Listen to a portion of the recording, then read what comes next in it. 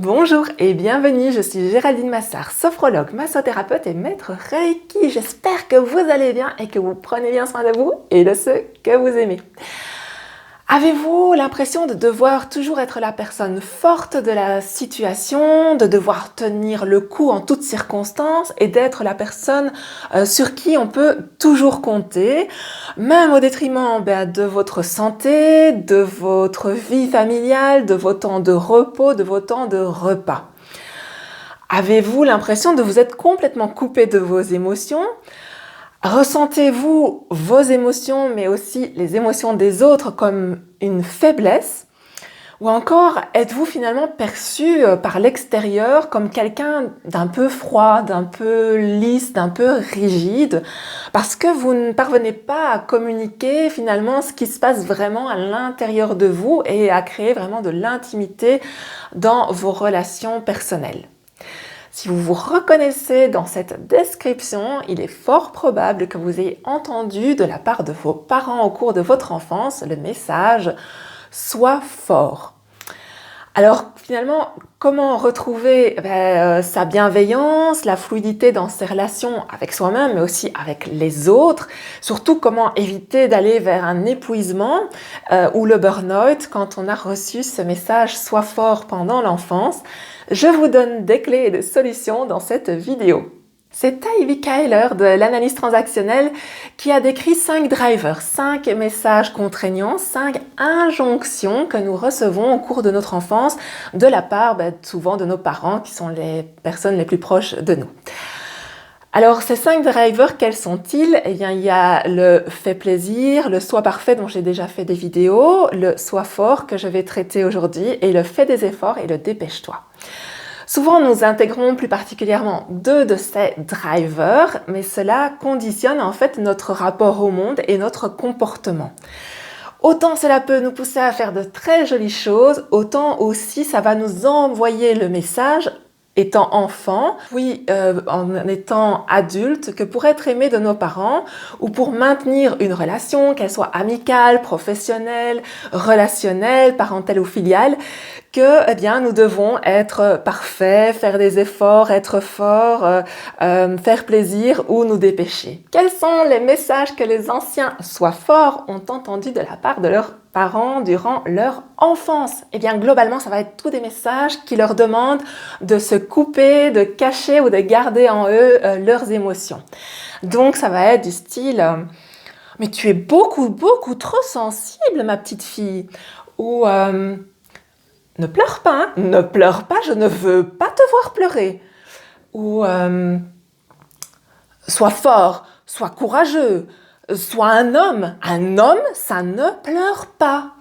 Ça va être du style « Mais qu'est-ce que tu crois? La vie, mais la vie c'est dur, il faut t'endurcir, sois fort. » C'est aussi mais enfin, je ne comprends même pas que tu puisses te plaindre. Pour ça, tu vois bien qu'il y a des gens beaucoup plus malheureux que toi, hein. Donc, ça nous pousse vraiment à cacher tout ça et à nous couper de nos émotions. Quels sont finalement les avantages et les inconvénients d'avoir reçu le message « Sois fort » au cours de votre enfance? Il y a toujours un côté lumineux et un côté plus sombre. Le côté lumineux d'avoir reçu ce message, c'est que ça fait de vous quelqu'un d'ambitieux, quelqu'un qui est souvent un leader dans son domaine parce que, étant coupé de vos émotions, vous allez extrêmement bien résister à la pression, au stress et que vous allez être excellent dans la gestion de situations de crise. Alors, le revers de la médaille, c'est que, étant coupé de vos émotions, cela va aussi peut-être vous pousser jusqu'à l'épuisement ou au burn-out parce que vous allez ne plus sentir vos limites. Vous n'êtes plus en connexion ni avec vos émotions, ni du coup avec votre corps. Vous n'entendez pas les messages qui vous viennent, des signaux d'alerte, que c'est trop. Et même si vous les entendez, vous avez du mal à demander de l'aide ou à déléguer parce que vous avez vraiment cette idée que si ce n'est pas fait par vous, si ce n'est pas vous qui avez tout pris en charge, tout porté sur vos épaules, si vous n'avez pas été fort dans cette situation-là, alors ce que vous aurez fait aura moins de valeur ou n'en aura pas du tout.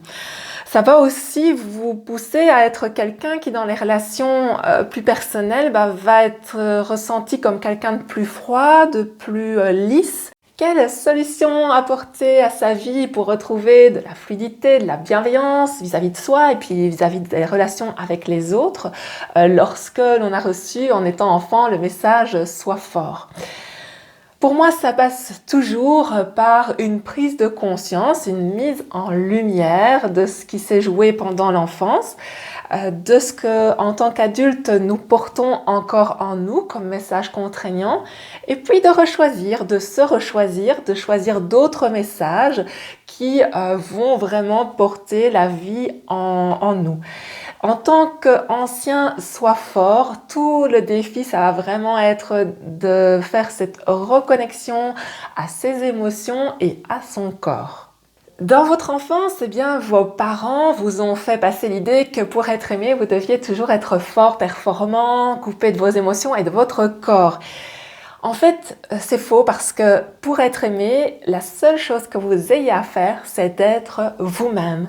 Vous, dans toute cette richesse, à la fois avec vos forces et avec votre vulnérabilité, vos faiblesses, parce que c'est ce qui fait de vous un être attachant, aimé et aimant. Les personnes qui vous aiment vraiment, est-ce que vous pensez qu'elles vont vous laisser tomber si vous êtes moins performant, si vous êtes en période de chômage ou si vous traversez une maladie? Mais non, ces personnes-là, elles vont être là pour vous, elles vont vous aimer.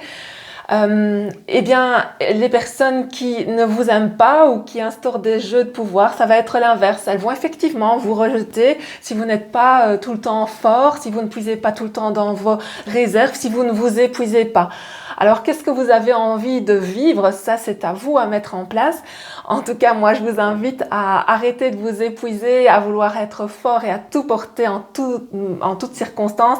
Soyez simplement vous-même. C'est suffisant et amplement suffisant. Vous êtes un être unique et merveilleux.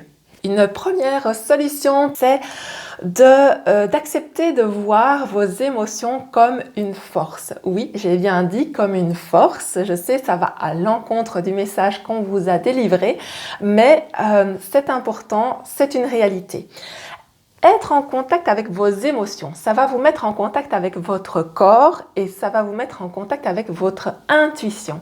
Les trois sont particulièrement importants pour vivre une vie, pour moi, pleine de joie, centrée et pleine de sens.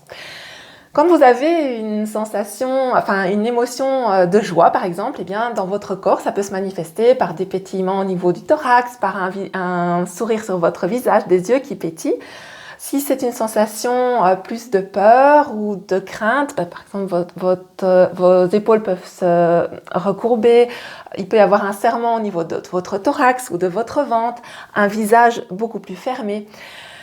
Bref, votre corps vous envoie des informations précieuses et puis ça vous informe aussi sur ce « je le sens » ou « je ne le sens pas ».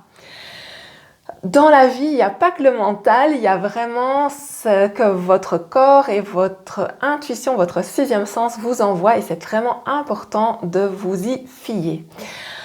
Par exemple, dans le burn-out, la personne est complètement coupée de ses émotions, de son corps et n'entend plus, ne veut plus entendre les messages que son corps lui envoie. Pourtant, avant un burn-out, toutes les personnes sont passées par des périodes où elles avaient des mal de dos inexpliqués, j'en ai plein le dos, des maux de gorge, des angines à répétition, je ne parviens plus à exprimer qui je suis, je ne parviens pas à exprimer ma colère ou me positionner par rapport à une situation qui ne me convient plus.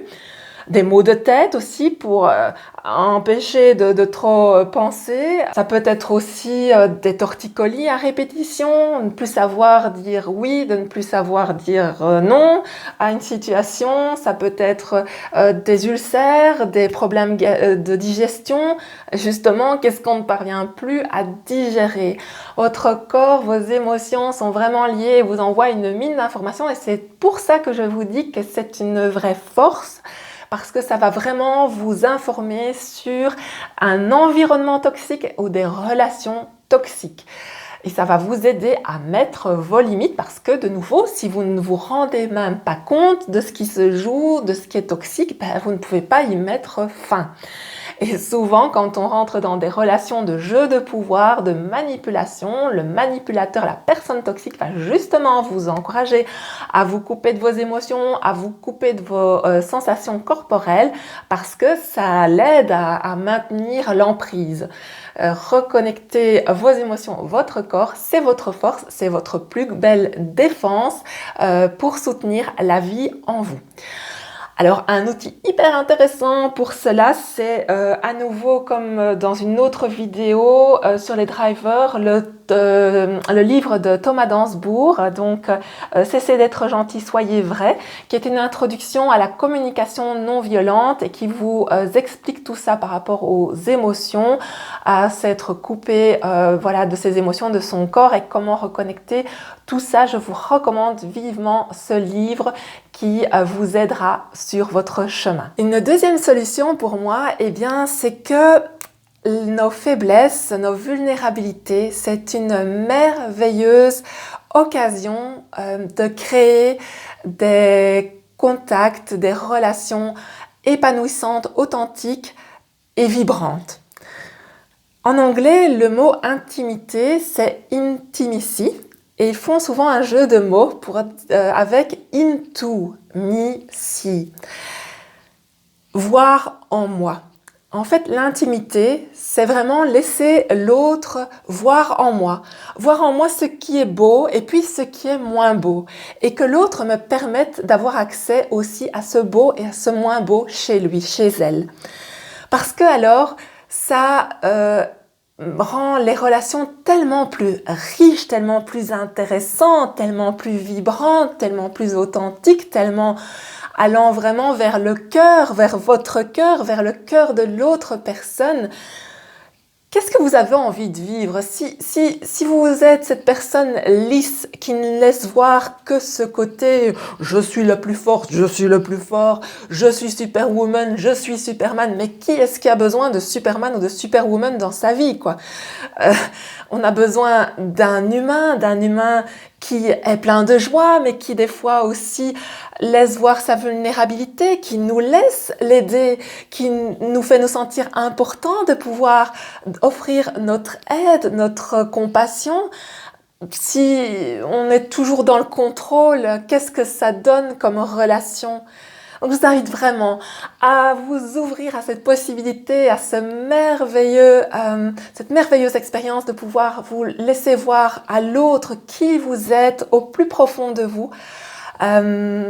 Et de faire ce partage parce que ça mène à des relations mais juste magiques, extraordinaires, porteuses, et ce sont les relations que je vous souhaite et que vous méritez. Une troisième solution pour retrouver votre fluidité, votre bienveillance dans vos rapports à vous-même et aux autres, c'est d'apprendre à avoir les demandes d'aide, le fait de déléguer certaines tâches, par exemple dans un projet professionnel, comme une compétence, comme une force.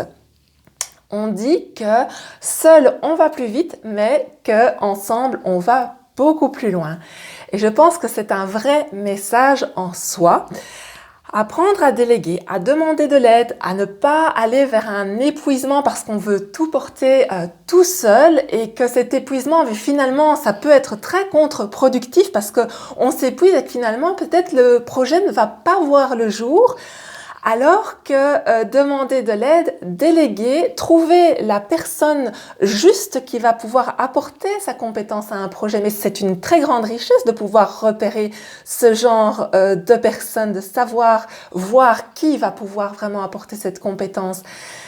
Et cette coopération, cette co-création, ça va vous amener beaucoup plus loin sur votre chemin. Ça va aussi vous apprendre à créer un réseau, et à l'heure actuelle, ce genre d'attitude, eh bien, c'est ce qui est porteur, c'est ce qui va faire votre réussite. Finalement, tout le chemin d'un ancien soi fort pour se reconstruire, c'est de se reconnecter à ses émotions, à son corps, à son intuition, d'apprendre à développer des relations authentiques avec qui il est vraiment et de développer aussi la coopération et la co-création. Et c'est tout le bien que je vous souhaite sur votre chemin, que je vous souhaite merveilleux. Cette vidéo vous a plu, vous a inspiré, vous a apporté du contenu. Je vous invite à la commenter, à la liker, à la partager, à vous abonner à la chaîne si ce n'est déjà fait. Et dans l'attente de nouvelles vidéos, je vous invite comme d'habitude à bien prendre soin de vous, de ceux que vous aimez. Et je vous dis à très bientôt.